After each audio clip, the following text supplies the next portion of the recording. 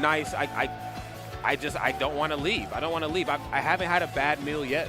I feel like one of the great things about Vancouver as a city is there's always just something to do if you're just willing to like walk around and find it. And I think you get that feel in a couple of cities around the world, but Vancouver is so nice just in terms of the location and where you are, what you're doing, and just being able to find something for everyone, including Smash Brothers, so it doesn't just become a trip just for that. No doubt about it. I mean, there's so many things to see, and the only way to see it properly, of course, is with Zenni. Friends, let's go ahead and talk about it. You already know what time it is. Stylish and affordable Zenni. Use the code BOBC for 15% off. battleofbc.com/Zenni. Now look, Zenni has been a strong force in the Smash space for I think at least the last year and a half, maybe 2 years. I have the Evo glasses, the Watch the Throne glasses, the Don't Park glasses. I got the Flat Fight glasses. I don't have the Flat Fight one. So you got one, I don't got. I got the don't.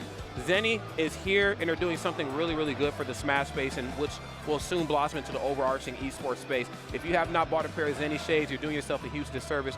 Please lock in with them. They are here to help support, and as you can tell, Smash needs as much support as it can get. 100%. Something I've actually been trying to sell people on is because Zenni does come in on the more affordable side of things, especially with the Battle of BC code. Glasses can be used as a stylistic option, right? You don't just have to use it to see, although that is what people typically do. There are certain outfits and kind of ways that you can make glasses work in terms of a stylistic option, and so. If you're trying to drip max, I know you were doing the fit content earlier. Glasses can be a part of that. They are a wonderful part of any outfit. You know what I'm saying? The right shade can definitely make or break it. In my personal opinion, let's go ahead and get it. Game number 1 is here. Acola.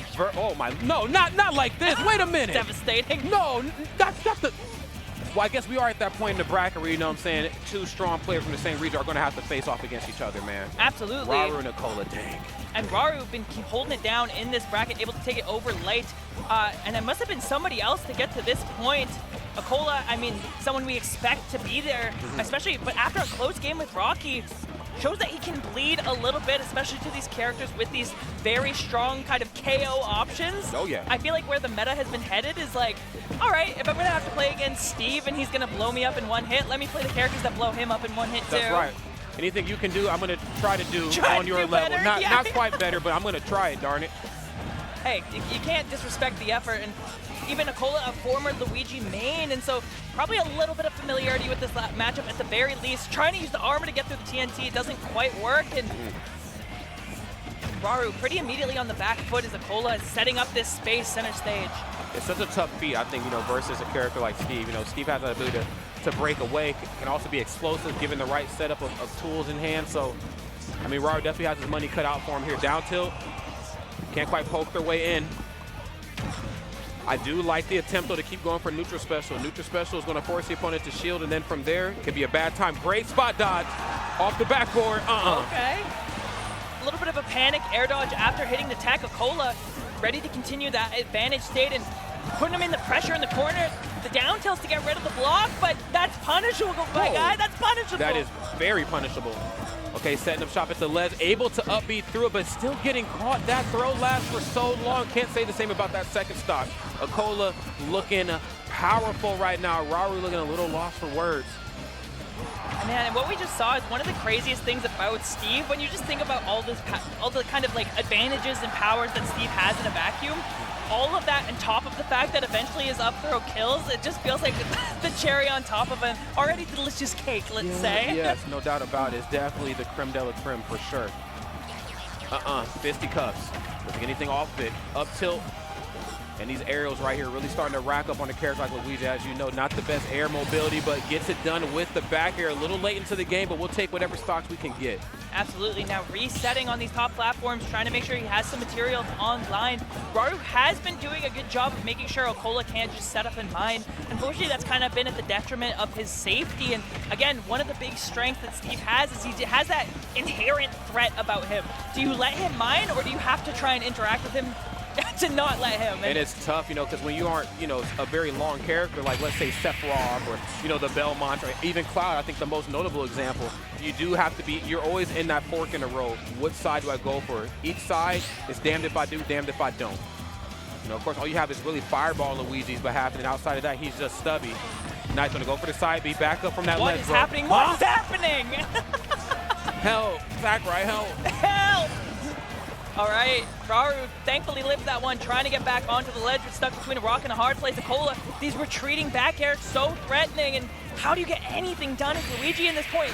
He just did 4 retreating back airs in a row. Mind a little bit in between, but you gotta let him know eventually that back air's coming through. Yeah, it's optimal, some say. Some say it's optimal. Some say, I've heard that. That's right. I've heard that. Acola right now, of course, taking no prisoners. Raaru, like I said, going into this match, definitely has his work cut out for him. This is a very tough spot to be in. Luigi, of course, and blessed with a pretty okay projectile given the right matchup. Very stubby, not with the best aerial options, or at least aerial movement, excuse me. And so because that, you're kind of just working, you're ice skating uphill, you know, versus Steve. Steve, of course, has that ability to be explosive. You know, if I have diamond or if I have gold, has that ability to break away and force you to come in, which again is still not a game you really want to play versus Steve, because if you approach him aggressively, he can still play the out of shield game. Yeah, 100%. We've seen how good Acola is at setting up those like footstool anvil moments multiple times throughout the tournament, and even opportunities to go deep off stage, having to use that side B. And wow, just getting back despite getting stuck in the stage. Acola perhaps not ready for that situation, and now the first time what it feels like this set, Raaru with a little bit of a momentum. Okay, 9% differential here between these two players, excuse me. And yeah, I'm going to go ahead and get the scoop with the up smash. Why not? Appreciate the attempt. You know, again, you know, Raaru in that corner, we're going to see a lot of the empty jumps, a lot of like the false sense of security options before we see that initial grab. Smart on Acola to let him expend that option first and then go for the toss. Yeah, now you're in this tough spot again for Raaru where you have to try and find a kill move where a lot of your kill confirms aren't actually working anymore, so it'll be stuff like up smash, back air, whatever you can manage to get. And Acola is so aware of the win condition for Luigi, it's so hard to get it. It really is. Okay, goes for the 1-2-3 jab. No, nothing off the down smash either. He's too aware, man. He just knows. Acola's just so comfortable right now in a matchup like this, and for good reason. I mean, it's one that Steve does very well, and just walking up and holding shield, knowing that none of your buttons are really going to, you know, affect me in any sort of way. Now, if you go for grab, then maybe, but for the most part, I'm in a good spot. But I've been in better spots right there. Great stuff right there in my back here. Good call out from Raaru. Still trying to put the pressure on, and Acola going for that kind of like automatic option. You know what? Why not? Yeah. Why not side B at a disadvantage? But it's not going to end up costing him too much as he continues to put the pressure on in this corner. And again, like you said, it hasn't really looked like Raaru's been able to find any degree of comfortability. It almost feels like the game plan is hitting a 0 to death, and like when that's not happening, and even when that's the game plan, like how do you play the long game? It's not where you want to be. No, it's not, because again, this matchup is damned if you do, damned if you don't for Raaru, but still doing pretty well, all things considered. Not getting steamrolled, but really struggling nonetheless. Okay, down tilt, frame 5, nice, 50 cups. That dash attack has no business being that fast, but it is though. Yeah, the one burst option that Luigi has, but when you get a little too excited, you know that anvil is always going to be coming out. Acola just losing the diamond pickaxe there. And going to choose not to make a new one, trying to coax Raaru into something with that bait. Now, we can steal a stock here. We might actually put Acola on high alert. There's going to be a task certainly within itself. Grab them through the anvil, right into the tornado. I like that. I like that. We've seen a lot of shield from Acola in those situations, kind of being like, all right, if you grab me, it's not actually that big a deal. Yeah. But it's better than nothing, right? Especially if you're just like getting that positional pressure, making sure that Acola isn't as comfortable in those situations. So I like going for the grab, and in that case, even getting a kill from off the back of it. Now, oh my God, in a scary spot off stage, this pressure. Like I said before, if you can get that one stock taken, you might be able to turn this into something. Acola right now staying on the other side of this block. Knows that there's going to be some sort of jump-in option and just trying to stuff it out before it even gets started. And all of a sudden, this became super winnable. Did he drop shield, or was that a shield poke? I think he dropped shield. Yeah, he dropped shield. Dang.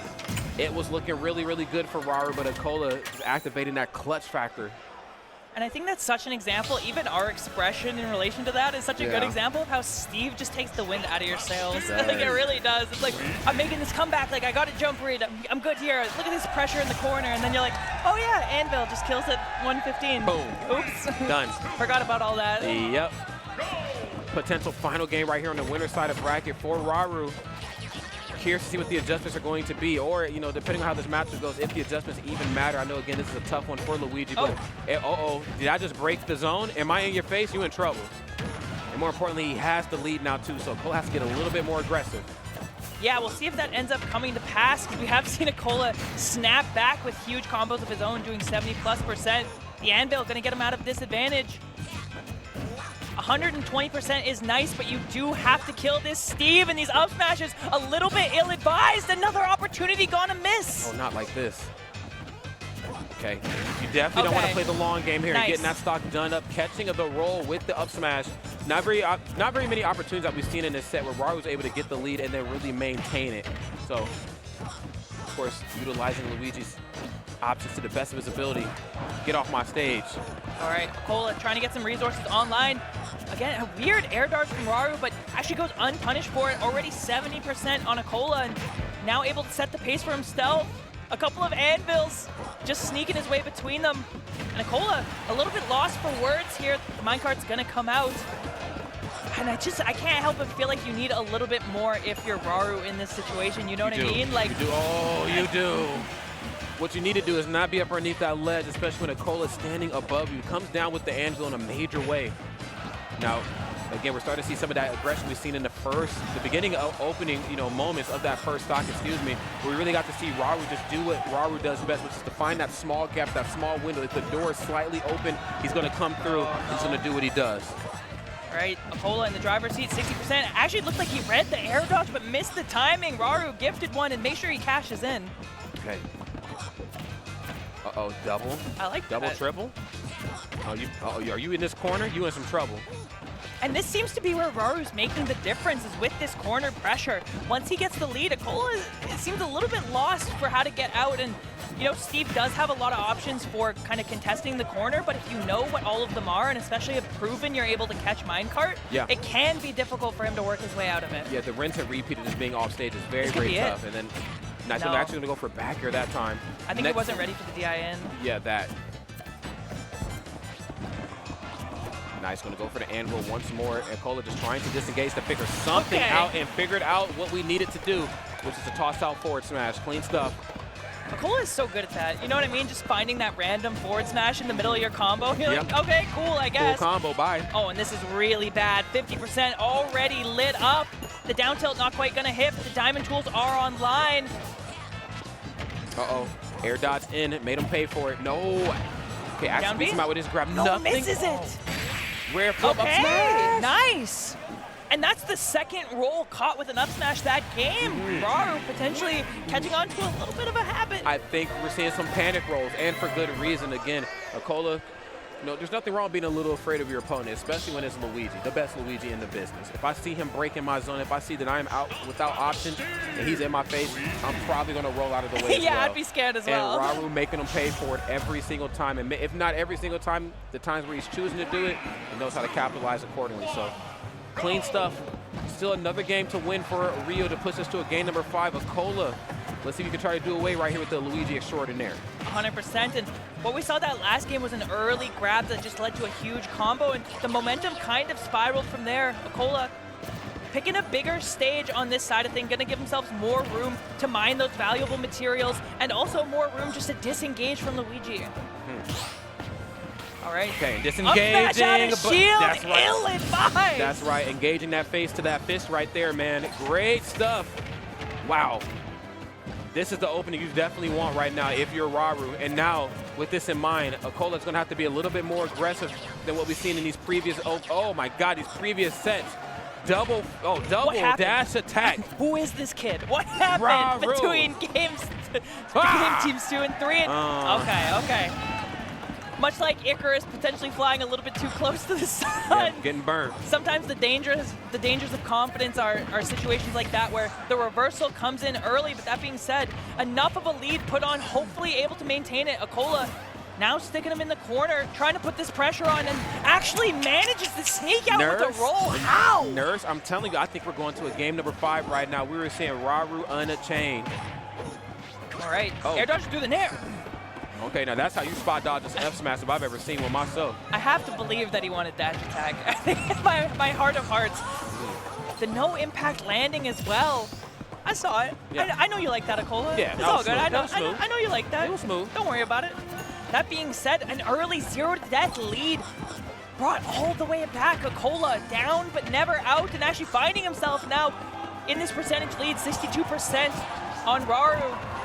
Okay. Trying to find his way out of the corner. Those up tilts so threatening with the diamond. Okay. has to figure out what the correct play here is, and fast. Again, the longer you stay away from Steve, the more dangerous he becomes. But of course, the closer you are too, it doesn't make the situation that much better. Nothing off the up tilt. No F smash there that time. These air dodges, though, getting a little panicky. Raaru feeling the pressure of the situation, the game slipping away. Now has Acola in the corner. This is where he's found almost all of his success this set, but the up B comes right through, the footstool thankfully missing, but 120%, anything will do it. Okay, a lot of fireballs. Acola said, I need a second to breathe. Just give me some room here. Seriously, put the walls up. And this is why you don't go to PS2, friends. No, this is exactly why. Putting the Tetris blocks up. No.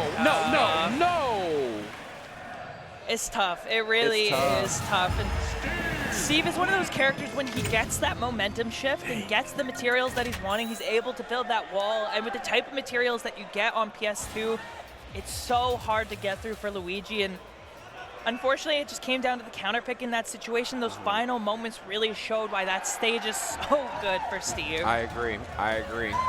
And those replays, of course, looking really strong as well. You know, we got to see that throw attempt, that grab attempt, right there from Acola, and for good reason. I mean, just Luigi's a character who's going to do a lot of moving around. He's going to do his best to absolutely try to jump all over you and smother you. If you can read which way Luigi's going to land, you'll be in a really, really good spot, especially for a character with a grab that extends so far away from my body. Those moments where you catch Luigi just empty jumping in place, trying to bait you into something, just go for the grab.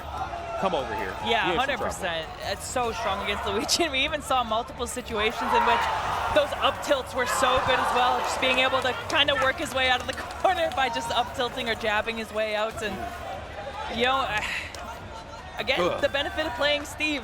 The combo starters are everywhere. It's really hard to argue. I am telling you, yes, the anvil on the way down. Just when you thought, I'm up underneath Steve, I have that ability to try to pressure. I'm going to probably harass with up airs or try to catch with the neutral special on the way down. Anvil every time. You know, you just cannot forget about anvil. It's such a strong option.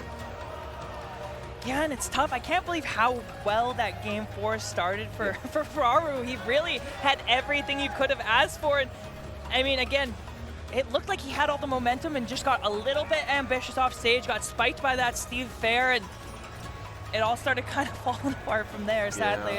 Yeah, mega unfortunate indeed right there for Raaru, but that just means the loser's bracket just became that much more interesting.